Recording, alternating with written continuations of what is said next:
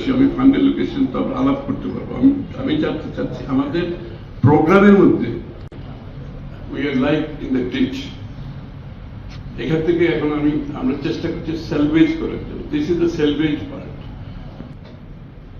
এরকম একটা ক্রাইসিস টাইমে হয়ে গেলে আমরা ফায়ার ফাইটিং করতেছি, day in day out fire fighting. সবচেয়ে বড় কথা হচ্ছে শিক্ষা খাতের সবচেয়ে বড় বাজেট বাংলাদেশের ইতিহাসে শিক্ষা খাতে এত বড় বাজেট কোনো সময় হয় না।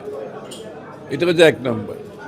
2 নম্বর হচ্ছে শিক্ষার যে জায়গায় গিয়ে পৌঁছেছে সেখান থেকে এখন আমরা সেলভেজ করার চিন্তা করছি। শিক্ষা ব্যবস্থা সার্বিকভাবে এখান থেকে আমরা বেরিয়ে এসে সত্যিকার অর্থে রিয়েল লাইফ নিড বেসড একটা এডুকেশন, যেটা আমরা সেখানে যেতে চাচ্ছি। দেশের বাইরে নিড বেসড একটা এডুকেশন দরকার। এবং আমাদের যে রেটিংস আছে, গ্লোবাল রেটিংসে আমাদের যেখানে যাওয়ার কথা সেখানে আমাদের পৌঁছতে হবে। আমাদের ছেলেমেয়েরা লেখাপড়া শেষ করে যে তাদের ক্রেডিট ট্রান্সফারের কথাটা আসছে, এখানে ক্রেডিট ট্রান্সফার গ্লোবালি যাতে করতে পারে।